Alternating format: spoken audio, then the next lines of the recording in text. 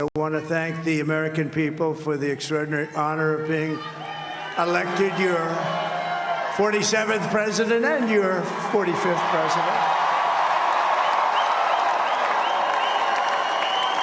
And every citizen, I will fight for you, for your family, and your future. Every single day, I will be fighting for you, and with every breath in my body, I will not rest until we have delivered the strong, safe, and prosperous America that our children deserve and that you deserve.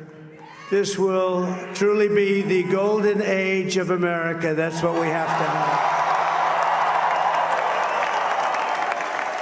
This is a magnificent victory for the American people that will allow us to make America great again. It is Wednesday, November 6, 2024, the day after the U.S. presidential election. And from Montreal, this is Night Talk with yours truly, Gary MacDonald and Eddie Tekalik in Montreal. Wayne McDonald in Fredericton, New Brunswick. And Christian Feig from Zurich. Great. Welcome to the gang. It's nice to have all four of us together for really, the first time, I think, on the show live, if I'm not mistaken. Anyway, and full disclosure, if you haven't figured it out, Wayne is my brother as well. So I just wanted to make sure that everyone was aware of that, just to keep things on the straight and narrow. Tonight, the impact of yesterday's election south of the border. An election that polls showed was too close to call, and as the dust settles and final counts continue to roll in, Donald J. Trump emerged the winner and will become the 47th President of the United States. Now, before we get too far into the conversation, a reminder, we do welcome your comments on the YouTube. Log into the chat option to the right of the screen with your Google login, and on Facebook, post your comment as usual. We will feature as many comments as possible during the live stream tonight. Now, with his victory last night, Trump becomes the first convicted felon to become president. That victory will end the 4 criminal cases against him, apparently at the very least for the 4 years he occupies the White House.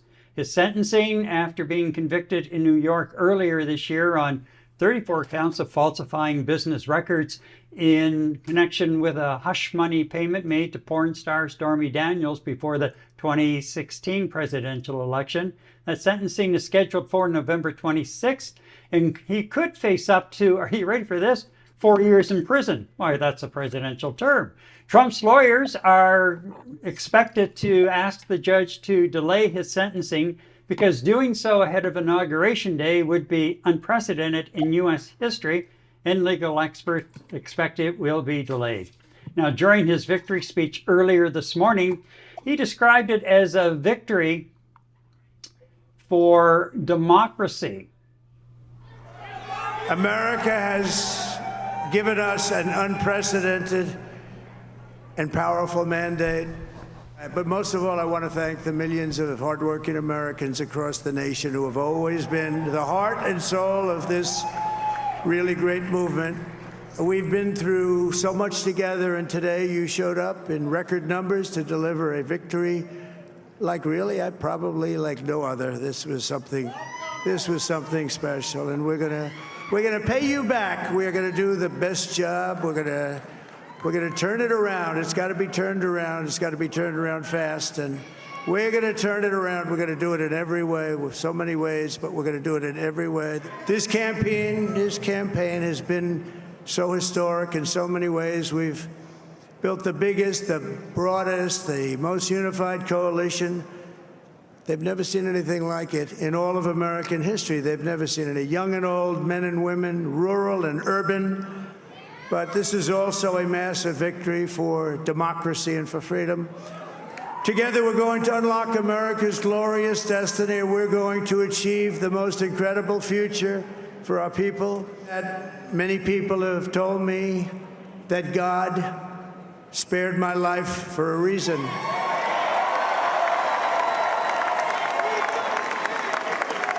And that reason was to save our country and to restore America to greatness. And now we are going to fulfill that mission together. We're going to fulfill that mission. The task before us will not be easy, but I will bring every ounce of energy, spirit, and fight that I have in my soul to the job that you've entrusted to me. This is a great job. There's no job like this. This is the most important job in the world. Just as I did in my first term, we had a great first term, a great first term. I will govern by a simple motto: promises made, promises kept. We're going to keep our promises. Nothing will stop me from keeping my word to you, the people. We will make America safe, strong, prosperous, powerful, and free again. And I'm asking every citizen all across our land to join me in this noble and righteous endeavor. That's what it is. It's time to put the divisions of the past 4 years behind us. It's time to unite. And we're going to try. We have to try. And it's going to happen. Success will bring us together. I've seen that. We are going to start by all putting America first. We have to put our country first for at least a period of time. We have to fix it. Because together we can truly make America great again for all Americans. So I want to just tell you what a great honor this is. I want to thank you. I will not let you down. America's future will be bigger, better, bolder, richer, safer, and stronger than it has ever been before. God bless you, and God bless America. Thank you very much. Now, Trump is the first former president to return to power since Grover Cleveland regained the White House back in the 1892 election. His vice president, J.D. Vance, will become the highest-ranking member of the millennial generation in the U.S. government. Well, also, I should put this in there, Democratic candidate Vice President Kamala Harris late this afternoon spoke to the nation and her supporters, conceding the election and saying she was talking to Trump and that there would be a peaceful transition of power. All right, so let's go around the table and have a little chat about your initial impressions of what happened last night. Eddie, do you want to start off? Not really. I tell you what, Gary. I was watching online the progression of the election yesterday in terms of the electorates coming in. And I went to bed, and they were, Kamala Harris was making some progress, making some gains. But I went to bed last night with a pit in my stomach. Because they were calling it, it was too close to call essentially for weeks and weeks and weeks. And I just had this horrible feeling in my stomach. And lo and behold, I woke up this morning to what really ruined my day, understanding and seeing and realizing that Mr. Trump pulled another rabbit out of the hat like he did in 2016, I think it was. How did I feel about it? I mean, look, I've mentioned before on our broadcasts and our podcasts that I'm a moderate fellow. I'll veer to the left and I'll veer to the right, but I'll avoid anything that's considered extremist left or right. And the first thing that hit me this morning is, how does a general population the size of the United States, as powerful as the United States can be on a great day, essentially vote this individual into power again? We're talking about an individual that doesn't really convey a whole hell of a lot of decency in terms of empathy or any sort of compassion to the person standing next to him. It's clear, especially when he goes off script. So I was just totally shocked and dumbfounded and trying to explain in my head or to myself or the many people that have reached out to me online, bewildered as to what happened, both Canadian and American friends of mine. There's just no way to explain it. So my day pretty much today was very somber. I really thought decency would prevail here. I was looking at Kamala as a leader who presented extremely well, presented policy, portrayed common sense and respect in just about everybody that she spoke to, whether it was a human being or a camera. And then you had the other extreme. And I, along with my wife today, we both felt sort of sad for, actually, I don't know how to put it, but we both felt sad for what we would consider decent. We both felt very sad for humanity in general today. I felt a lot more somber for the state of humanity perpetuated by the Trump win. And also, there's I have a genuine fear for all of those people that Trump and his cronies targeted in his tirades.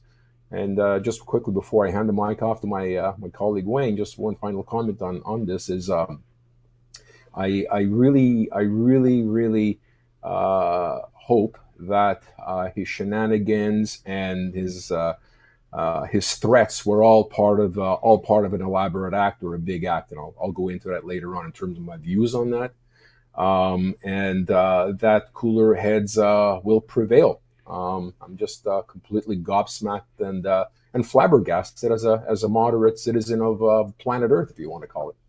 All right. Wayne, initial thoughts? Yeah, initial thoughts. The polls had it closed for 2 weeks. They hadn't changed, and I thought that was a bit strange. But they kept saying that they had underestimated Trump's, I guess, popularity in the previous two elections in terms of the polls, and that they had made correction factors with regard to that, and that's why the polls were more reflective, supposedly, of what really was happening, on the ground. Which obviously that didn't work out either. So whatever formula they had didn't work. I honestly felt that with the polls not changing like that, something was just not right, and I thought maybe Harris was being underestimated, and that she would probably come through with the victory. So yeah, obviously I'm surprised, like I'm sure a lot of people are. But it's a democracy, and people vote, and what the final vote is, that's what they have to live with. And I think though that people are always now sort of dissecting what went wrong, but to me, a couple of things stand out. And the first thing is that, Joe Biden, when he ran for president the last time, said, like, I'm just sort of the gap filler here until the next generation comes along. But he kind of hung on past his due date, so to speak. And Yeah. I don't think he helped Kamala Harris. I don't think he helped the Democrats at all by waiting until he did and then saying, yeah, I'm out. And now Tag, you're it. And she had to come in when she did. Now, granted, she did have an uptick. She did bring back, some I guess, support, popularity. In fact, surpassed Trump at a couple of points. But having done some reading, I think that certainly post-COVID, being an incumbent and trying to get reelected, doesn't matter if you're at provincial level or federal level or European or wherever in the world, being an incumbent and trying to get reelected is hard to do. And the other point about that is it's really hard when you're running. Well, I guess, okay, she was vice president, but the person you're trying to replace on your team has a very low popularity rate going into the election, and she had to overcome that. But again, the polls showed that she did that. She did take a lead, but then it kind of started to fade. And there's been lots of talk about the team that she had as advisors being a combination of newer kids on the block, so to speak, and some of the Obama atmosphere that was still there. And they didn't, apparently, by some of the respectable media reports, that they didn't get along so well during this whole thing. They had different ideas of how things should be done. And there was one example that was given that it was probably one of her first appearances really in public. It's a TV show. They didn't give the name of it, but I think there's a number of female hosts on it, and they were excited to have her there, and the potential first woman president and president of color. And so they asked her a question. The first question was, so what would you do different than the Biden administration if elected president? It's kind of like if you play volleyball, it's somebody like setting you up for that big spike across the net. And her response was, well, I can't think of anything I do different. And I guess during commercial break, her advisors were trying to talk to her, saying, hey, this is your chance.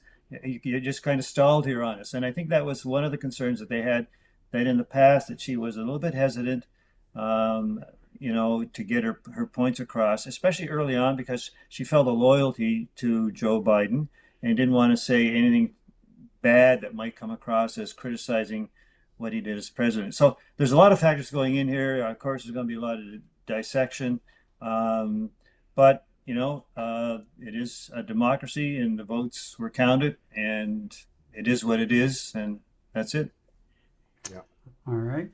And Christian, you've been in Europe the last couple of months, and when we were talking the other day, you really had a different perspective as to what sort of information or the coverage that you were getting on the campaign as well. Fill us in on that.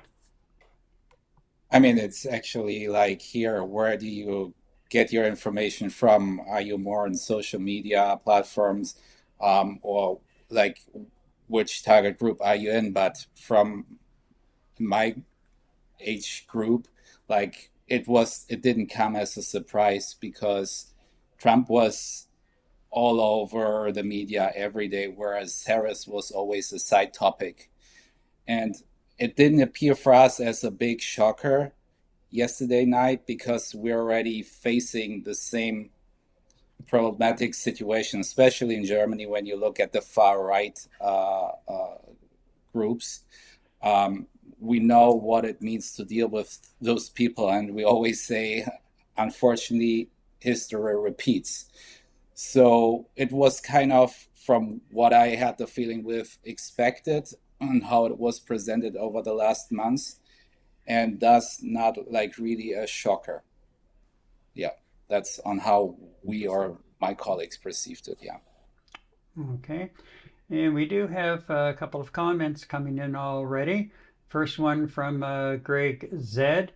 And he says, well, I predicted Trump by 3.5%, citing the fact that his message about fixing the economy and possibly stopping wars would be far more powerful a message than abortion. Plus, the USA fed up with the Biden and wanted a change. Harris couldn't distance herself from his administration, despite his rather malicious attacks. Yeah. Again, that comes back to what Wayne was talking about when she was on one of the first TV shows that she did, and had a hard time in responding to some of the questions to start setting herself apart from the last 4 years. And the Trump side zeroed in on that aspect of it. And if you recall, especially in the last couple of weeks of the campaign, it went from Biden and Harris to focus strictly on Biden. She's had 4 years to fix it. Why didn't she fix it? Trump will fix it. Well, and we had this discussion on Monday, and somebody should have challenged Trump a little bit more on that, because as vice president, you're more or less a figurehead, and you're president in waiting. So, yes, you contribute to the discussions around the table, but the buck still stops with the president. So once you're out of that realm, as far as you're now the candidate trying to keep your party in power, you find ways to start distancing yourself and addressing those very issues that Trump did bring up. And we do have another comment here as well. Let's bring that up. And it says, to me, it proves just how racist and anti-women the U.S. really is. That's a pretty harsh statement in a lot of ways, but a lot of people are, even some of the people I watch being interviewed in the U.S. today, some of them felt that way. But it was also interesting to hear how Trump actually started picking up more of the black vote, especially the male black vote. And I watched an interview with one worker today. He was in Texas, I believe. And this guy was looked like, average middle class, hardworking individual. And he was black. And he said, I had to vote Trump. The last 4 years, he said, with the inflation and higher interest rates and the fact that my paycheck wasn't buying as much as I once could, he said, we need something different. We really did need something different. And We I see this. understood, go ahead. No, no, I, sorry. I understood where he was coming from as far as the winds of change, but on the other side of it, can you really blame the last 4 years on the Biden administration? Can you really blame the last 4 years in some respects, even on the Trudeau government here in Canada? That was the fallout from the peak of the pandemic, and it was worldwide. The world economy in general was in a really very, very fragile state. And I would submit that it was in a fragile state because countries like Canada and the US over the last number of years have shipped all of their manufacturing, or 99% of it, with those jobs offshore. Offshore, And right? we all saw how fragile that supply chain is during the pandemic. Gary, I just wanted the anti-woman part too. Yes, when you talk about the whole U.S., but I was listening to CNN today. One of their analysts, he's the guy they go to for all the facts and figures, and he was saying that actually Harris, when you look at women in general that voted, not certain segments of age or whatever, but in general, she pulled in a lesser vote from women than Biden and Hillary Clinton. So something was just not right there either, I don't think. Okay. But we're seeing all this phenomenon here in Europe, specifically in Germany, when you look at the far right parties, like we see more and more immigrants or people who have voting rights but with foreign roots in Germany actively voting for the far right radical parties, which in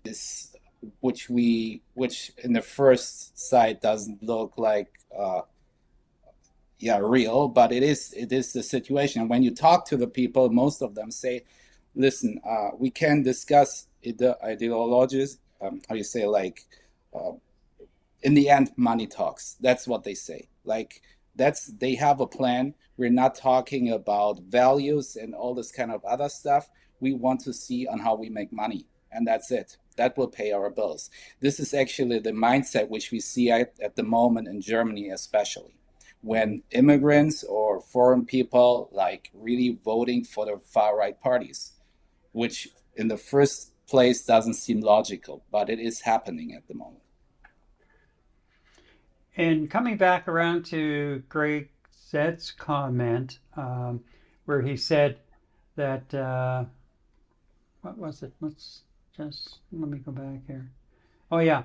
The message about fixing the economy and possibly stopping wars would be far more powerful than abortion. There was actually some discussion that I watched today as well, throughout the day, along those very lines, and that's where Trump zeroed in, and his team focused him in that direction as to basically the economy and how far your dollar is going, the high price of gasoline, and of course that's another area where Trump said we're going back to fracking and drilling, and we're never going to be dependent on offshore oil again. And there's a real message there for Canada as well, because we have squandered our resources in Alberta in a lot of ways when you have tanker after tanker in the Bay of Fundy waiting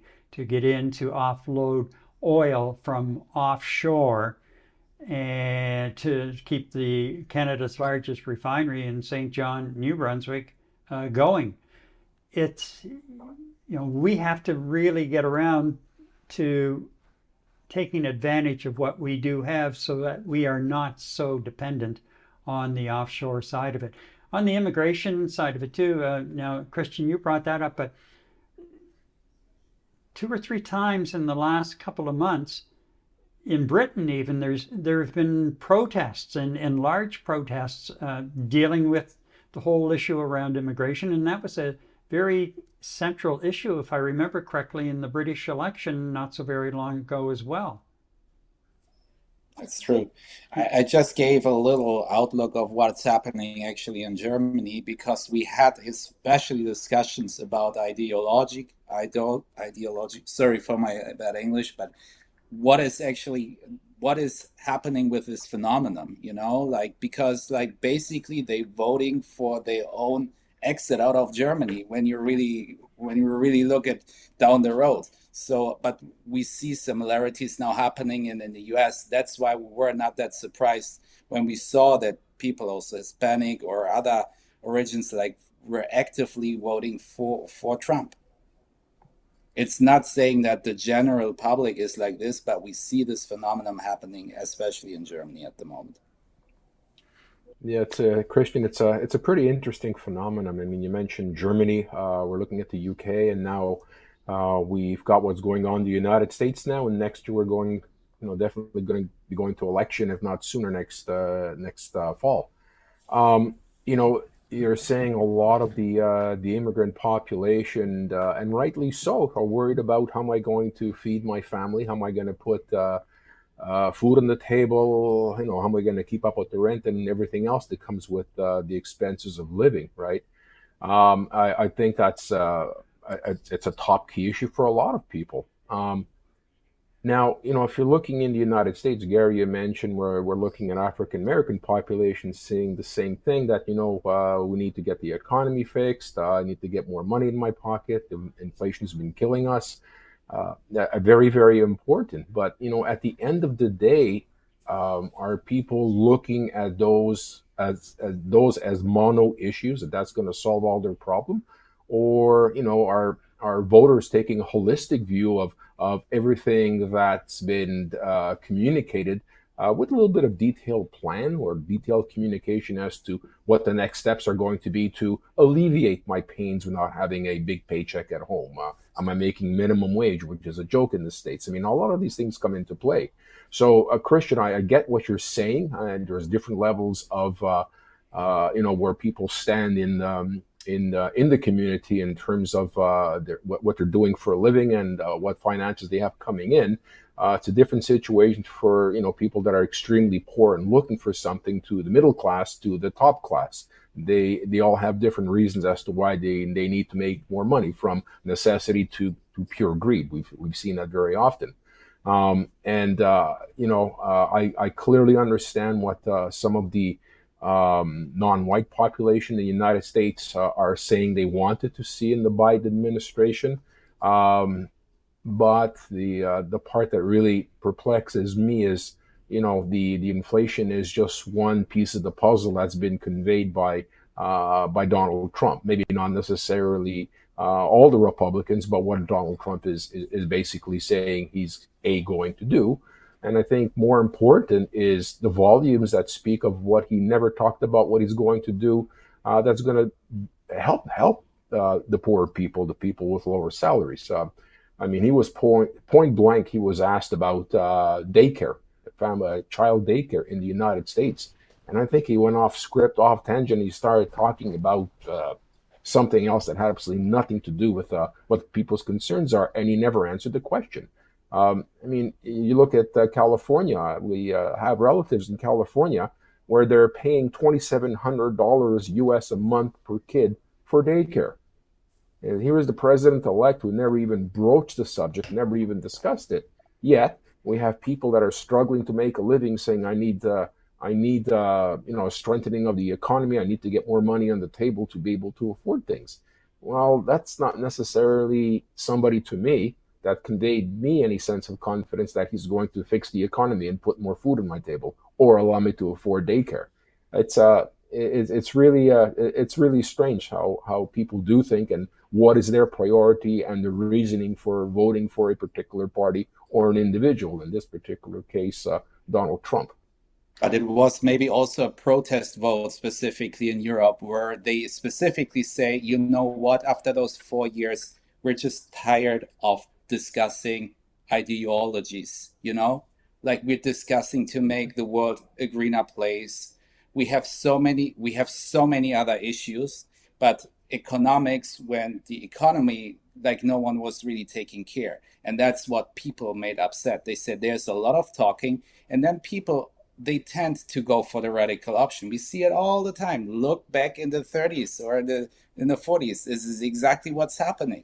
You know, it's Yeah. exactly what's happening. People are getting fed up, and they say we're not only voting for those people because we actually like them. It's also a protest vote. You know, they said we're tired of this, just talking and no actions. And then, of course, a Trump or like an alternative for Germany, when they come with hard arguments, people are just listening and say, well, at least someone is taking action now instead of just talking. And they don't question what the program actually is in the very end. Yeah. Well, it's interesting you mentioned hard arguments. I mean, I'm not up to date with what's been happening in Europe, especially in Germany, in terms of hard comments. But um, I would basically challenge, and I've been following media. I've been looking at Fox. I've been looking at a lot of the right wing media, and I've been looking at mainstream media, online, but also mainstream networks in terms of reputable individuals who've been in politics and reporting for a long, long, long time. And at the end of the day, you kind of look at what maybe potentially was being said in Germany, and people are listening to what's being said and saying, "Oh my God, here's the savior." I am very, very hard pressed to actually find an interview or find anything that came from Mr. Trump, in my opinion, that actually said, "Hey, I'm going to do A, B, C, and D to gain the confidence of individuals that they're going to vote for him, that he's going to fix A, B, C, and D." Very, very rarely did he actually go into any level of detail as to how he's going to do it. And most of it eventually turned into rhetoric as to what Joe Biden and Kamala Harris did not do over the last 4 years. So, you know what? I'm just trying to draw a parallel to what you said is happening in Germany in terms of people listening to the right wing and basically buying into the program. I really don't know what program people were buying into in the United States that Trump is going to do great things. And, we consistently hear about economy. I can't remember the last time. Hello? Yeah, hello. Yes. Yeah, I can't remember the last time I've actually witnessed. You're here. We can Yeah, hear I'm you. here.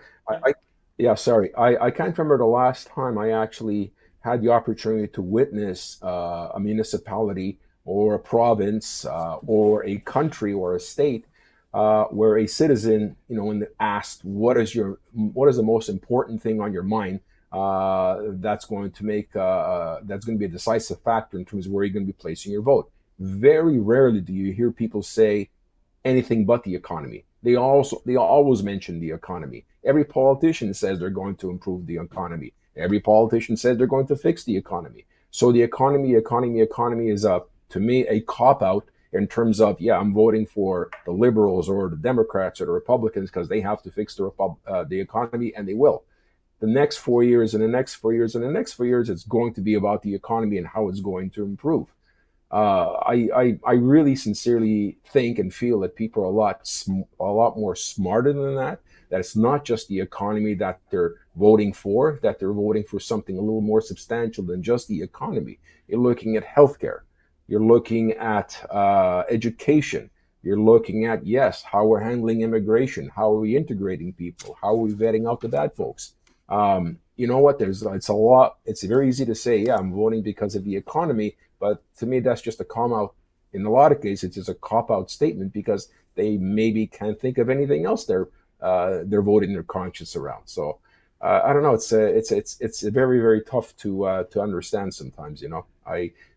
Personally, I'll look at character as a foremost and utmost importance to me as a voter. Character.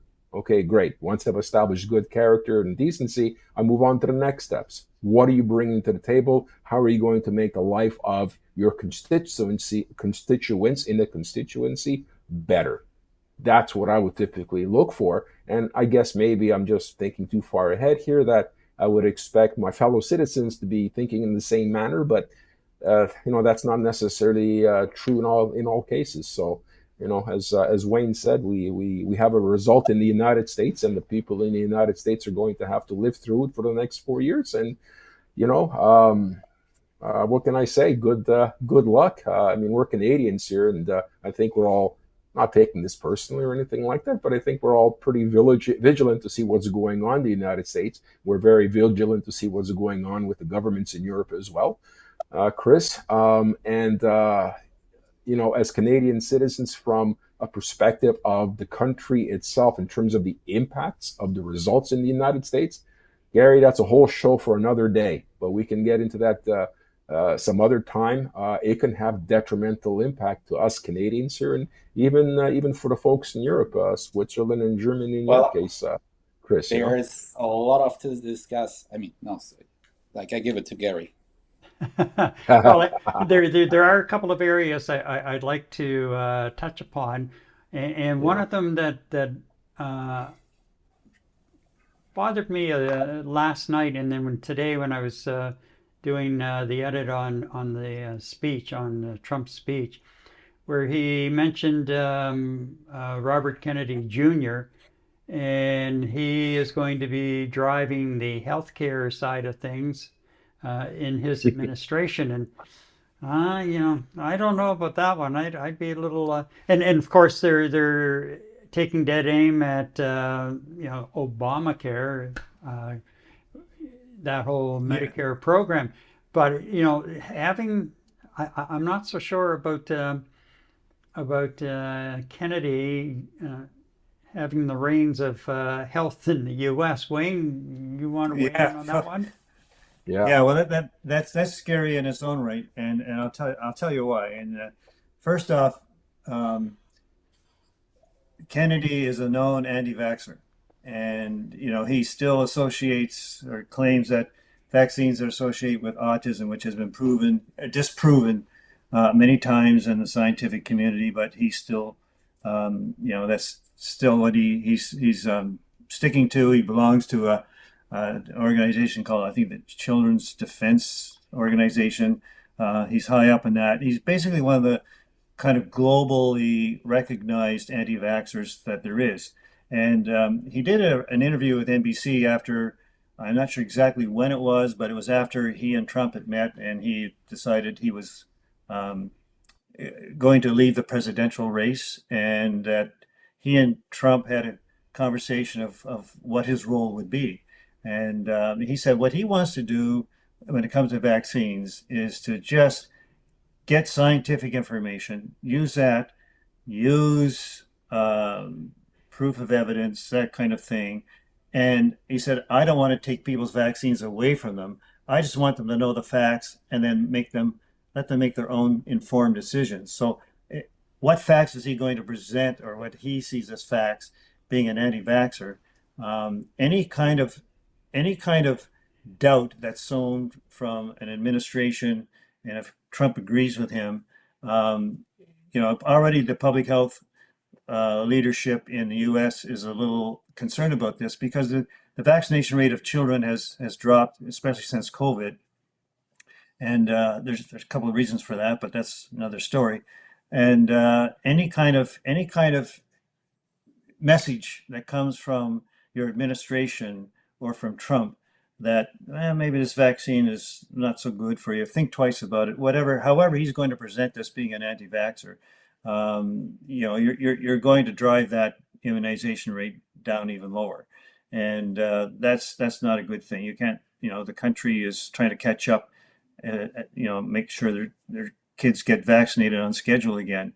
So that's a little concern. He's also expressed his concerns about having fluoride in water, which was recognized by the World Health Organization a few years ago as one of the 10 greatest achievements of public health. And we know that fluoride in water helps prevent cavities and oral health, promotes oral health, especially in children. And there have been, I think in Western Europe, Christian, a lot of countries don't have fluoride added to their water. But I do think one country stopped adding it, and now they've decided instead of water, they're going to put it in salt. I'm not sure. Maybe that's Germany. I don't know which one. I do know that Calgary stopped doing it for a while, and the rate of dental visits for dental health issues rose, and now they're going to reintroduce it back in 2025. But he's expressed his concern. He's called it industrial waste. It's not industrial waste. It's a natural product that comes from the earth. So, boy, that's kind of frightening there. The other thing he said that Donald Trump said he was going to be tasked with was cleaning up the corruption in federal agencies and returning them to the gold standard of science and empirically based evidence, and that he would address the corruption by cleaning out departments of federal workers who he believes haven't been doing their jobs. And he used the word entire departments. And in some cases, he's looking at the nutrition department at the Food and Drug Administration. And he said the entire department has to go, and because the workers aren't doing their job. And he said that they're allowing things to be put in food that Europe has banned, and that so they're not doing their job. He gave another example of Fruit Loops, that in a box of Fruit Loops in the US has 18 added ingredients. In Canada, it's got 2 or 3. He said, how can there be such a difference? And he said, that's the food, the things that are allowing to be added to food in America is making our kids sick. And so he's, in his mind anyway, in this interview, will be given free rein to sort of blow up departments. He may also, if he becomes the Secretary of Health, to oversee a lot of things. That will include the CDC, or Center for Disease Control. And man, that's kind of frightening. If somebody with those ideals, if he is involved in any way with that amount of power, I think I think they're in for big trouble down there. Yeah. Well, I go back to the pandemic and some of the news conferences Trump held related to the pandemic. And I just couldn't believe what was coming out of his mouth at the time. It was just Javix, anyone? Yeah, right. It was, yeah. But there he was in all of his splendor, and he somehow managed to get through it. Although when you look at the number of deaths and the long, what is it? The long-term COVID. What is it? What's Long the phrase? COVID. Yeah, long COVID. That's it. The number of cases of that in the U.S. and even here in Canada, it's something that has kind of taken a back seat to a whole lot of other things as far as media reporting is concerned, especially since most governments, provincial governments here in Canada and the federal government, basically the pandemic's over, let's move on to the next sort of thing. But yeah, that's going to be, Wayne, that's a good point. That's going to be really something to watch, and what he does with the Medicare program that the Obama administration put in place and how that's handled.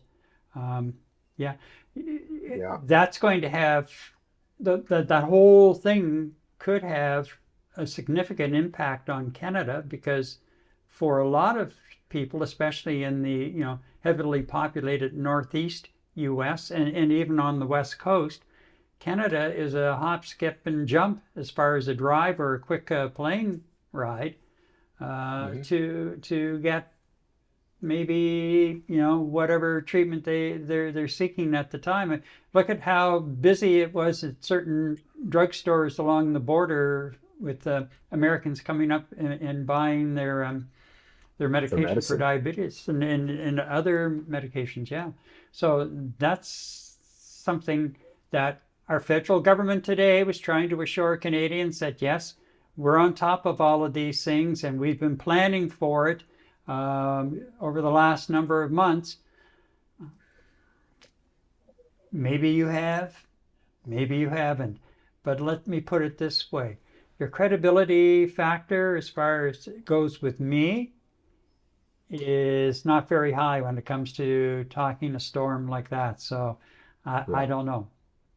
Don't know. Anyway, and God forbid we all of a sudden find ourselves in the midst of another pandemic in another year or two.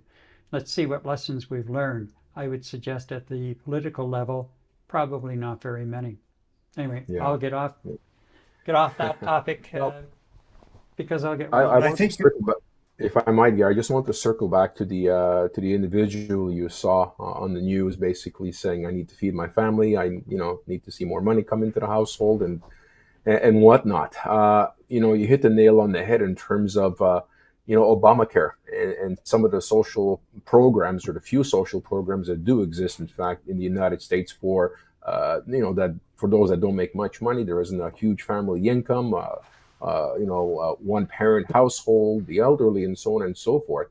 Above and beyond speaking about the economy, how do these individuals feel about the risk of them potentially losing Obamacare, or potentially being void of any sort of social programs to help them with their medical needs?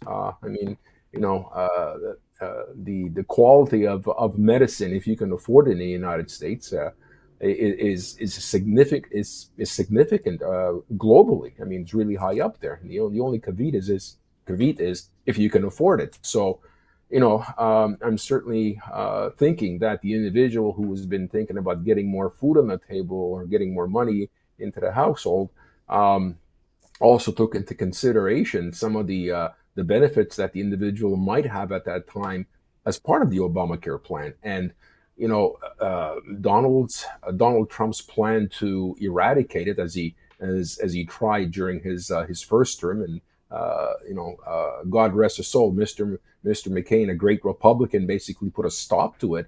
What if he wasn't there to do that? I mean, a lot of people in the United States would end up on the streets, I would imagine, because one thing you don't want to do in the United States is get sick without any sort of insurance, where you're already paying through the teeth. So there's a lot of things, again, that individuals need to consider besides just the economy. And I'm hoping that people did that during this particular election, but based on some of the results, I don't think a lot of thought went beyond their preference for being a Republican or voting for Mr. Trump, no matter what the situation is. So, yeah, a lot has to go into the thinking before you cast that vote, because it can have a dire consequence on your family and loved ones. And like you said, especially when it comes to medical issues and medical programs. And like I said, Rob, we were speaking about since Donald Trump was president of the United States in his first term, even before he actually won the election, he was speaking about getting rid of Obamacare, and constantly being asked about, what's your plan? What's your plan? What's your plan? What's your plan? What's your plan? And I mean, during the last debate with Kamala Harris, he was specifically asked, "What's your plan?" And he said he had a concept. So the answer to me is there was no plan. Yet he still got a significant vote in the United States. So that's perplexing to me. So, Gary, I'm going to switch streams a little bit. The question I want to ask is, where does this leave the Democratic Party in terms of, have they been decimated? Is this now going to require a major rebuild? Does this maybe open the door, if they have been decimated, if they aren't united inside? Where do they have to rebuild? How much rebuilding? And to what degree have they been torn by this particular decision? And I just wonder, there's been some discussion on some of the news feeds about yeah, you know, like they're going to have to do a lot of soul searching. They're going to have to do a lot of rebuilding, even how they approach elections. In terms of, you know, they did all their groundwork. They did a lot of door knocking. They did a lot of whatever. But as a couple analysts were saying on CNN, that that kind of doesn't guarantee you anything anymore. Whereas Trump's team, they had a more strategic approach to where they went door knocking or where they focused their advertising. And so, you know, I just wonder what your thoughts are. Where does this leave the Democratic Party at this point in time? And are they now going into the wilderness for a little bit? And will they be back in time to challenge Trump? Well, it won't be Trump, but whoever in 4 years' time. Okay, just hold that thought for a moment because I just want to touch on the economic side of things as well. Because the markets today were in record territory all day. Obviously, Wall Street and other markets really seem to be quite satisfied with the Trump victory last night. And Christian, like you're involved on in resource-based industries and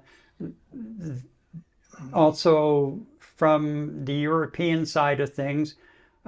What's your take on that aspect of it? Yeah, we had like discussions here, especially in Europe. And can you be actually prepared when you're meeting such an erratic personality like Trump, right? What the European Union did is they built up a special task force going through a lot of different scenarios of when Harris or Trump is winning and what the impact would be for the specifically for the European Union. We need to know that the exports of the European Union to the US are exceeding, like in trade volume, $500 billion. So Europe is exporting up to $500 billion worth of goods every year, whereas the US, as I remember correctly, is only exporting goods worth $346 billion to the European Union. So you see, like, Trump has already some leverage on his side. And do you play around with tariffs or not? Is it realistic that we end up in a trade war? What we said here, yes, it is realistic that we go into a trade war. So there are different scenarios which have been tested. And also the European Union played some scenarios in order to see what the impact would be on the 10 to 20% tariff code. But what we see is that this was already more or less priced in. So on the commodity side, I'm coming from the resource sector, but this will be a longer discussion. We can talk about it for the next 2 to 3 hours. Like, there were different scenarios in the terms of the battleground, what is actually Africa at the moment. That's where wars are fought at the moment between China and the US. But for what we see from the Trump administration, they're not really interested in the resourcing side, especially on the critical minerals side. When you also see Trump talking about minerals or critical minerals, he tells the people that we have everything already in the US on the US ground, but we all know how hard and difficult this is to source those materials. We have the same problems here in Canada. So there will be also a power shift in Africa, specifically looking at the action Trump and his administration is taking in order to secure more critical resources or the resources in general. So from that perspective, that's in any case the price driver, like China is buying up, and the reaction you will see from the markets, especially from independent trading companies here in Europe, but also in the US. Okay. Any other comments about the markets and the impact on the economy at the moment? No. The other thing, and this is something Just that the last thing, just the last thing on how we see Trump here in Europe. We see him in one way as a politician, but moreover as a trader. you know, like we were already prepared that there will be some. He drops the bomb. He says, okay, we're putting in a 20% tariff on or 10% on everything. And the European task force said, we will come in with a proposal. But if Trump is not going into or accepting our proposal, we will go into, not, they did not say war, but we will also show them our muscles. So they're already prepared for conflict when it comes to the economy, you know, in general. Okay. It, There's something I was just looking again at the comment Deborah made about how racist and anti-woman the U.S. really is. It sparked, I just remembered, I was watching one comment this morning. They were interviewing two women, and this was an older woman in particular. And obviously, you know, she said, I supported Harris. And she said, I'm just saddened and shocked by the fact that women voted against women when they voted for Trump. And I thought, that's a pretty powerful statement in a lot of ways. And I'm wondering how deep that is running today and how deep that's going to run going forward in the U.S. And certainly it's something we should probably, you know, be following as closely as possible. And it'll be certainly a topic for discussion at another point. So we're quickly running out of time here too. So going back around, Wayne, you raised a great question about what is the future of the Democratic Party. And, you know, they were handed quite a blow between the way it all shook out with Joe Biden and then Harris coming in and you know, she very quickly built momentum. You could see a shift in the country overall, and here it was, you know, in the middle of summer.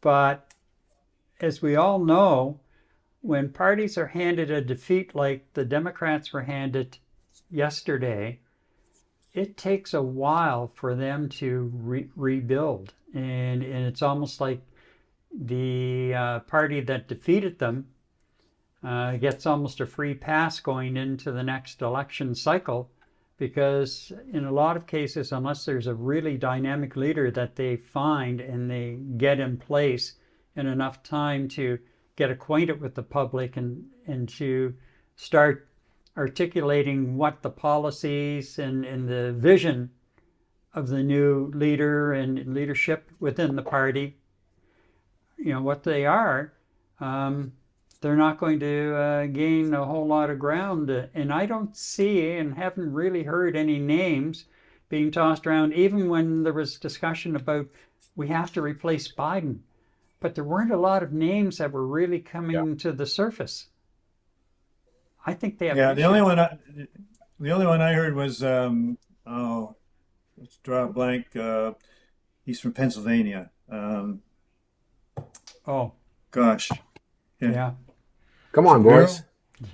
I can't remember his name. Yeah. But Yeah. he was one of the top considerations for replacing Biden. I'm sorry, as running as a vice president candidate, and eventually Harris chose Waltz for various reasons. But he was seen as somebody that could have been a very good support to her, and you know, I don't know his age. Is he the future? I honestly don't know, but they're going to have to figure out, you know, what went wrong and how do they recapture that you know, that whole prominence that they and the stage that they had.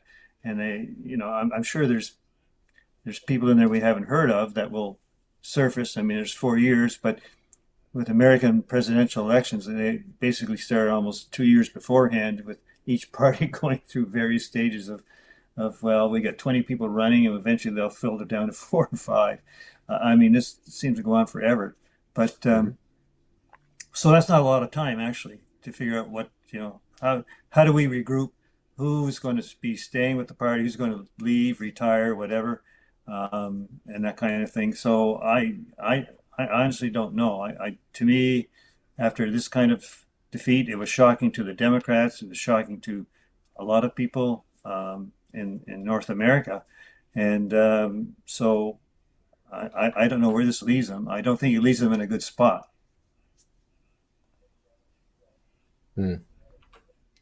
Eddie, you had a comment? Actually, I know we're running out of time here. I just want to follow up on something Christian said earlier on about, he drew reference to the 30s and 40s in Germany. It's a lot of it is control of the hysteria of the masses. I think we understand what that is, especially during the 30s and 40s. And I guess the question for the panel that I have, do you think this was a case in the United States where Donald Trump, in his infinite wisdom as a shifty businessman, understood what it took to control the hysteria of the masses? And, was this a case of disinformation winning over fact? Was this basically as a result of a tremendous onslaught through stations or media outlets like Fox and opinion networks? And Mr. Sean Hannity actually alluded to the fact and admitted to Ted Koppel that in fact they are an opinion network and not a news network. So is it the onslaught of these organizations winning over traditional media outlets, both domestically and globally? Could it very well be that Donald Trump understood using this means to control the hysteria of the masses, right? I mean, that's also a possibility. Well, it is, and not only Fox, but even CNN has become more of an opinion network because that's where the ratings dollars are right now. That's the way they're pulling in the ratings, and that's how they're going to sell the ads on TV. Now, Right. I will say one thing. I watched a fair amount of the Fox coverage last night. I was just curious as to how they were going to handle it. And yes, you had a little bit of especially some of the panelists they had on. You had, that right-wing conservative approach, and nothing had really changed from their tone prior to the election. But for the most part, I found that the anchors and the other reporters who were involved were pretty much straight down the road in doing their job, which in the past I've watched some of their election coverage, and it's been really still more opinion with a few numbers thrown in than it was straight reporting and trying to really make sense of it all. So I found I was pleasantly surprised by that aspect of it. Trump, though, he knew just what buttons he seemed to know what buttons to push. And if you watch over this past weekend and leading up to the weekend, when he was going off script all the time at those rallies, and he called it weaving, and he was doing this and then this is how I weave it. He said, I'm just trying to tell the story, tell the truth, so people know. He just seemed to be able to tap into whatever it is that people, they felt they needed a change. And his message was, rambling, and it was at times very divisive and racist. And look at that, Madison Square Garden fiasco. And yet, when you start looking at the breakouts, that didn't hurt him even with Puerto Rican males. It didn't seem to hurt him when they were doing some breakdown of the voting last night and early this morning. So to me, he was Donald Trump. He was a salesman and full of himself, but he somehow managed to hit the right words at the right time that zeroed in, all and and still leaving Exactly. chaos and damage in his wake. With as I say, the U.S. is a very divided country at the moment, and becoming more so, and probably will be as it licks its wounds after the results of yesterday, and they start, and he starts getting up to speed on what he's doing. Will it be, in 4 years?